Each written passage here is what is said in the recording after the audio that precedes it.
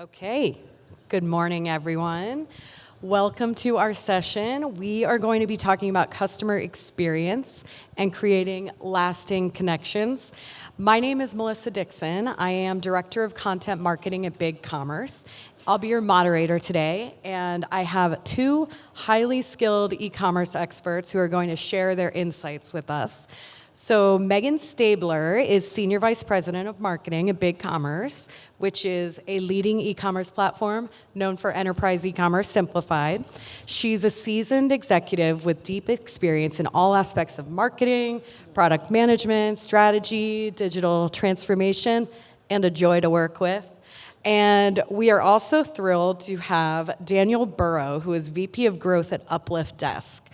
UPLIFT is a pioneer of the ergonomic furniture industry and a leading standing desk company. Super cool brand and product. And they recently marked their 20th anniversary, which is amazing. Daniel has been an integral part of UPLIFT for a decade now, impressive, where he's held roles in everything from system administration and sales to customer service and marketing. So welcome, Meghan and Daniel. Shall we dive right in? Let's go. Okay, let's do it. All right. Daniel, one of the things that I love about UPLIFT, and I'm sure your customers do, is that you've built such a strong brand identity, really rooted in customer experience and convenience and personalization. So can you tell us a little bit about how you've been able to infuse that into the online shopping journey, and what are some of the things that you find most exciting that you've done to bring the brand to life? Yeah, thank you. Thank you for having me. At UPLIFT, I think that we've really focused on making things kind of comfortable for the end user, making it comfortable for that customer to be able to have faith in the brand, have all the information that they need, and build out the product that they want to have. You know, like when it comes to t-shirts, like we know that we want to get the right size, we want to get the right fit. The same thing is true with desks and pretty much anything else that we sell. We want the right fit. We want to provide all the information that the customer gets. And you know, when we work with an e-commerce platform, you don't know how that thing is going to feel. You don't know what it's going to look like. You don't really know what it's going to look like in your space. And as we move into a world that has augmented reality or allows for really deep customization, we're able to build, you know, the tools, the products that help a customer really visualize and understand it. And so, you know, for us, a lot of the focus is in terms of building a comfortable user experience, being able to make that checkout process easy, get the product easy, you know, not be afraid of the returns process, you know, and know that they're going to have that support. Yeah, and just making everything feel like a brand touch point, too. Well, Meghan, on a broader scale, what do you think the most crucial components are for having a strong online experience? I mean, big question, but what's paramount in your mind? Paramount is hyper-personalization and the touch points, right? And the previous panel, we're talking a little bit about it from social commerce and connected commerce, as Darren talked about as well, right? We buy for two reasons. One is emotion, right? I just had something come across me on Instagram. I need to buy it right now because, or TikTok shops. I need to buy it now because, or need, right? I am tired of sitting at home with a stack of books on my desk. I need to get an UPLIFT desk, right? Or I need to find a desk that's going to provide me what I need. So it's either a needs-based purchase or it's a emotional type of purchase that we have to do. So our job as an e-com provider is to provide the merchant, the customer, with touch points for wherever that human being may be at their point of purchase, right? So it's whether it's in checkout and making it smooth with, you know, one-page, single passwordless checkout that's easy to convert using PayPal Wallet or Apple Pay or anything else, all the way through top of funnel, which is, hey, I just saw a wonderful digital ad about UPLIFT Desk delivering something emotional for me. I want to see that in my own environment. Click purchase, or from your point about augmented reality, right? I want to be able to see that desk in my home office or business setting, wherever it is. So for me, it's about this hyper-personalization, really making it to me, and then all the connective tissue that you have to do from top of funnel all the way through checkout, and then also say through shipping And as another speaker mentioned before, returns as well is still a customer experience. So it's all related on personalization. Yeah, I think it's interesting too when you look at a product like UPLIFT Desk with the complexity of the product line, and how has that really influenced your approach to e-commerce and customization and personalization? Can you tell us a little bit about that? Yeah, absolutely. Thank you for the things that you mentioned. When it comes to kind of like personalization, I think there's a certain level of, you have to be brave and willing to jump into complicated work. And I think that's really where, creating the ease of customer experience, creating that comfort comes from the brand tackling the complication. So it takes us a whole lot of effort in order to make sure that the customer experience is a great one, that they have all the products in front of them, and that they're able to make a well-informed choice. And that takes some effort. Thankfully, with BigCommerce, we can do that. And then, with BigCommerce, we're able to connect to our whole tech stack and get the order out the same day, no matter how complicated or what it is that they built. So, that's really valuable to us. It's really valuable to the customer. But, from a sales perspective, and that's all we really care about. There's a certain level of when we get the right products in front of the customer, when we get what they actually want, what they actually care about, there's kind of like automated upselling. If the customer sees it and they're interested in it, then they're going to get it. And by making sure that we put the right products in front of the right customer at the right time, and we give those options to them, and we give them things that they're going to be happy with, because I don't want to deal with that return. We're gonna have that upsell experience. So it's really important for us that we're not just selling, a generic desk that's going to go into a generic space. We are selling your desk in whatever space that you have and whatever accessories that you need in order to work comfortably throughout the day. Because comfort's really everything that we focus on. As an ergonomics company, we're all about, reducing pain, reducing stress, and having those sorts of reductions in pain and stress. I think that should come with the e-commerce experience. Like, you should have a painless checkout process. You should have the painless shopping experience, just like the product. Well, I love that you mentioned BigCommerce, and you are one of our favorite customers. But tell me a little bit more about some of the other tools that have been really impactful for the brand, and just a little bit more about your tech stack and tools, whether it's site UX, fulfillment, omnichannel, just what about some of those technologies? Yeah. We use kind of a wide variety of apps within the BigCommerce marketplace.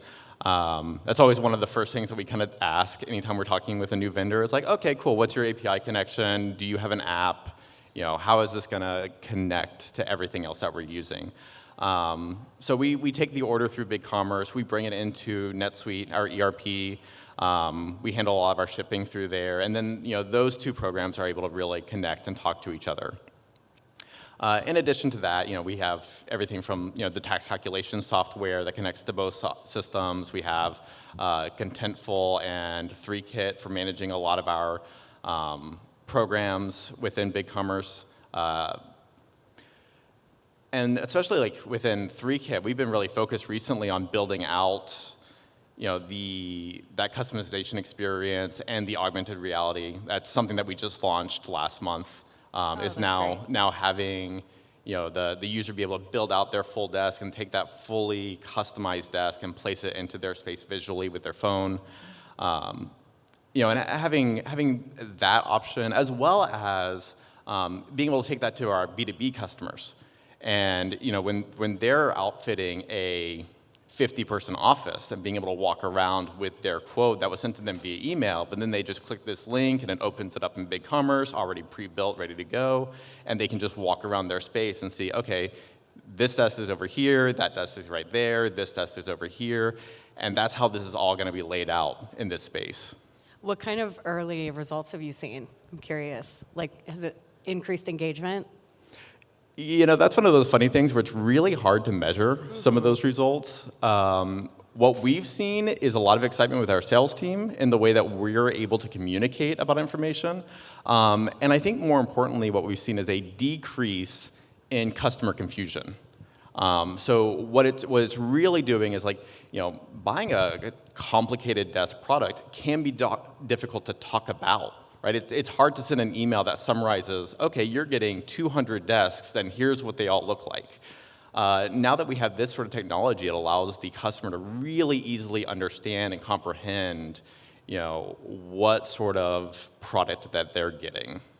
Yeah, and I did have a question for you about measuring success. I mean, that is challenging. We know that, but are there any KPIs beyond what you just mentioned that you're looking at to really measure customer satisfaction, and how about brand loyalty?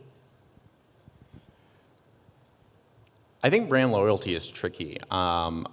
Especially with our e-commerce platform, a lot of people buy a desk and they're kind of done. You don't need another desk. We have a 15-year warranty, and we can offer that because we expect someone to have that desk for a long time.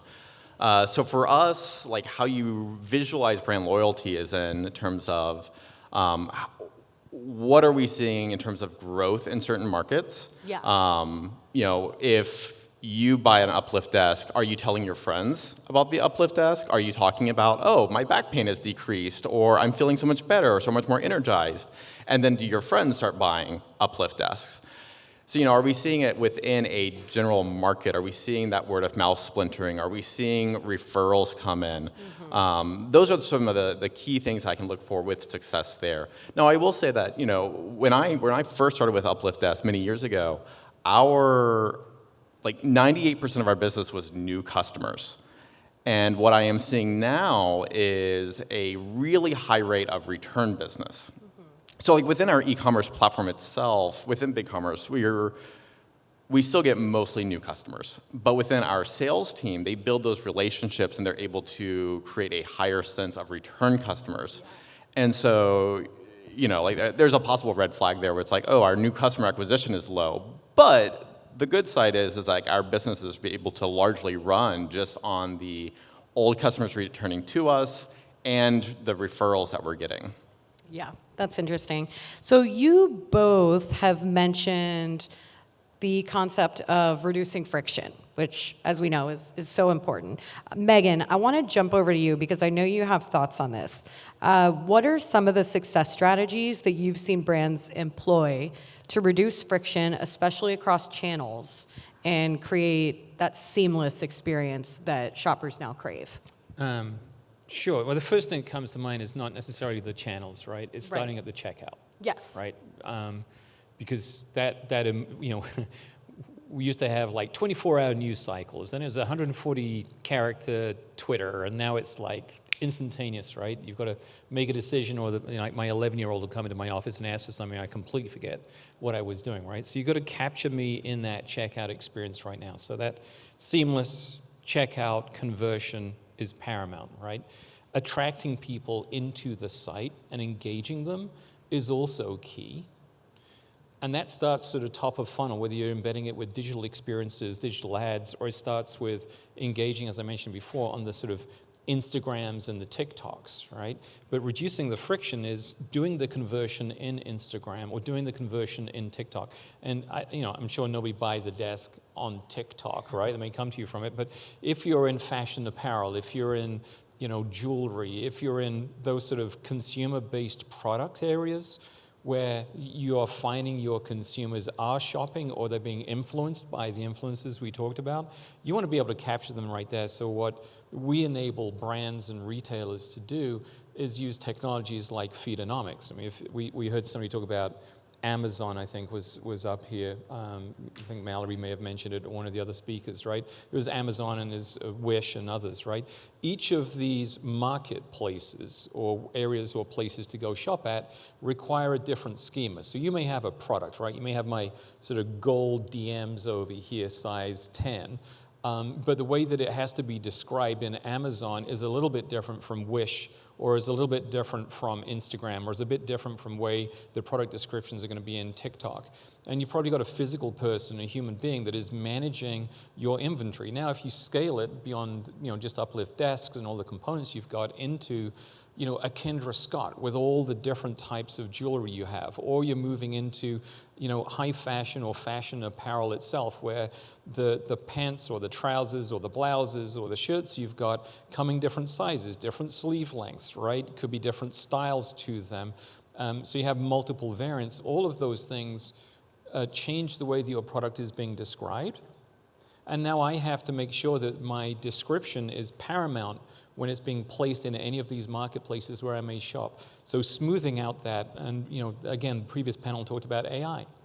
We have AI embedded into our Feedonomics solution that helps with that, so that you can take that human sort of placement out of getting your product description right, and make sure that if you're integrating into the Amazon, the Wishes, the Walmarts, the Instagrams, the TikToks, the Facebook shops, whatever it may be, is a streamlined product description. Now, when somebody is searching, whether it's from Google or Safari, or they're coming into it from any other medium, they're getting the more robust definition, which says, that's exactly what I am looking for.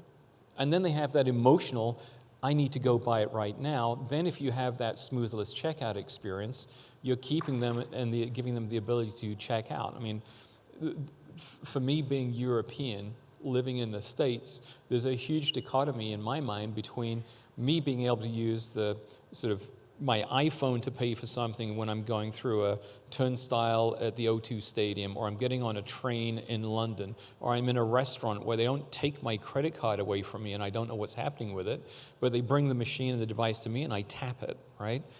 That's the ease, right? That's the comfort level, which is the third bit that goes into the emotional buying and then the needs-based buying, is the comfort level that what you're going to deliver to me is that desk and all the configurations that I need and the service that I have. And if you're using chatbots and AI, I'm potentially talking to a real person if I have an issue and going through it. So sort of three things there to smooth out.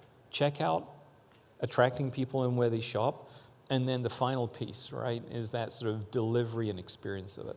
Yep, great advice. What trends are you most excited about, Meghan, for 2024? I mean, we've touched on AI, Just social 24? commerce, yeah, Just and 24? beyond, and beyond. Boy, AI for me, I think the other gentleman talked about it, right? It's an opportunity and a threat, right? It is about your data. Some vendor platforms own your merchant data, and they will tell you that they own your data, and you don't have rights to it. We're kind of free and open. That's the open commerce concept that BigCommerce has. So data is key. If you can start using the data, the product descriptions, listings, we talked about content up here, getting immediate content written and placement and things. We've just launched last week a new AI product descriptor inside of the control panel of BigCommerce, where you can say, hey, make it fun and witty, make it British and stiff upper lip, or make it American, hi, how you doing, or Texan, right? You can create your content in a way that works best for you. Yeah. So AI is an opportunity, but it's also a threat. It's a threat because depending on how you work in bias into the chat, into the generative AI, and feeds that are coming back to you and the way that you do it. We talked about first-party data and stuff on the previous panel. You've got to think about whether there's a bot detector out there that is going, oh, I think this was generated by AI. I'm going to depreciate this out of the list because it's computer-generated, not human-generated. So I think opportunity and threat. I don't know if there's any shipping providers or logistics in here. I'm excited about shipping and logistics and changes that AI can both bring to it, as well as robots. I am excited about getting away from turbine engines on airplanes into electric airplanes. Not necessary for us to fly in, because I'm still skeptical about that, especially in Texas and our power grid. I'm just a joke about Abbott there, I guess. But for me, it's about getting that stuff to you in a place with drones and robots. I think we are going to see a seismic shift, not because we necessarily need it, But I think that our kids that are growing up in the world now where they've only known iPhones and apps and all these other things are going to be expecting them. Right. Yeah. Lots of opportunity. So, Daniel, as we are rapidly approaching 2024, what are you viewing as the biggest challenges for UPLIFT Desk going into the new year, and also opportunities? Yeah, I think that's a really great question. I mean, I think to some degree, to some degree, like, we're largely within the commercial real estate market, and we've seen a pretty significant downturn in that market over the last year, and we're kind of expecting that to continue for the next year, which I took the title of VP of Growth earlier this year, and I joked with my CEO, I was like, this is not the year to take this title. Great title, though. Yeah. But I am excited to see, kind of like as the shift towards, return to office comes along and how the commercial real estate market grows and changes over the next year. I'm excited to see some of those things. And in general, from my perspective, seeing some of the trends in social media, the trends in affiliate marketing, and seeing how we can really like optimize those channels and kind of take control of the conversations that are happening and how people are describing products and bringing them to, not just our website, but, the different e-commerce platforms, and kind of changing things up from just everyone going to Amazon and plugging in what they want and giving a little bit more control to the e-commerce retailers. Yeah. Well, we've got a couple minutes left, and I wanted to also get a sense of what advice you have, Daniel, for other retailers looking to emulate your success. I mean, UPLIFT Desk has done amazing things, and just sort of broadly speaking, what do you feel like you've learned that you can share with this audience? Yeah, I kind of touched on it earlier, but I would say that for us, it's the, not being afraid to tackle the difficult things. I don't want to say every day, but very regularly we'll have some sort of conversation internally about, wouldn't it be neat if we could do this? Or wouldn't it be nice if we could offer this? And I will say that those conversations are typically not that pleasant. Normally they're more like, we need to do this now.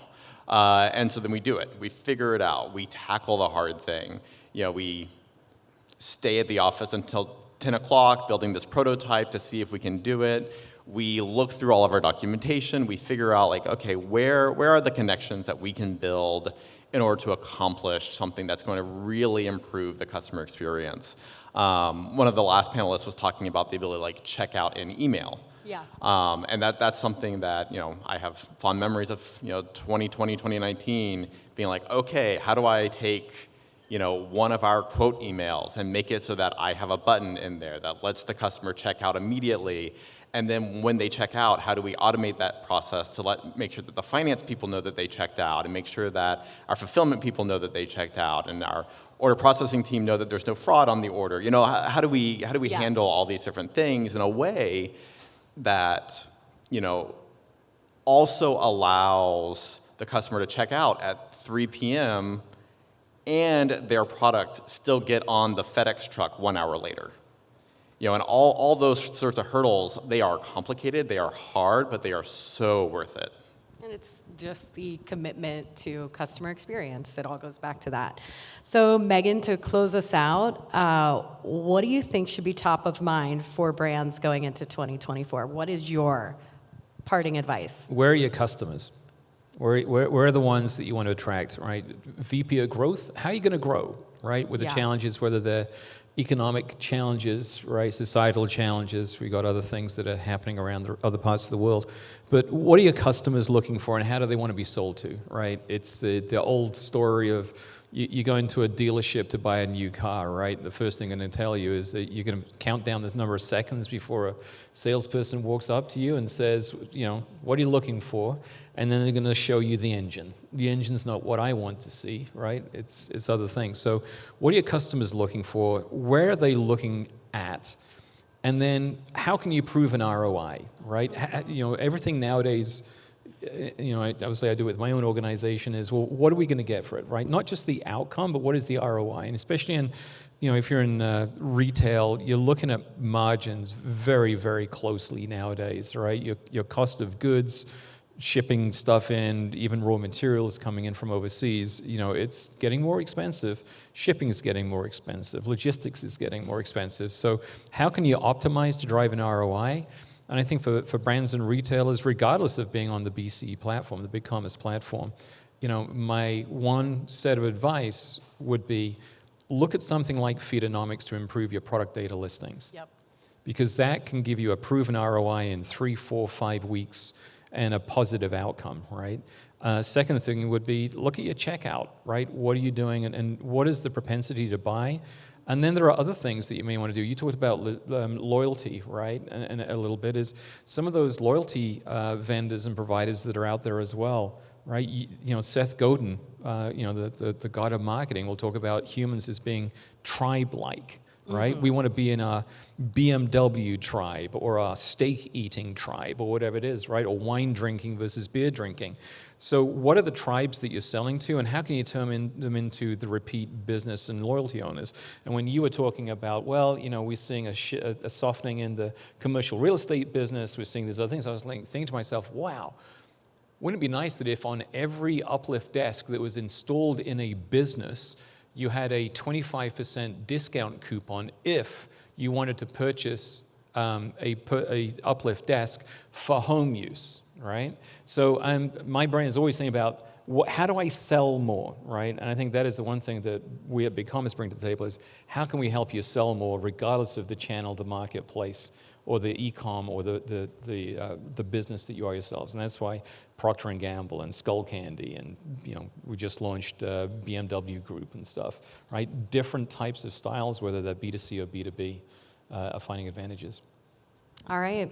Wise words from Meghan and Daniel. Thank you so much. 2 quick things before we leave you. We are raffling off an UPLIFT desk at our BigCommerce booth, so do stop by if you want to enter to win.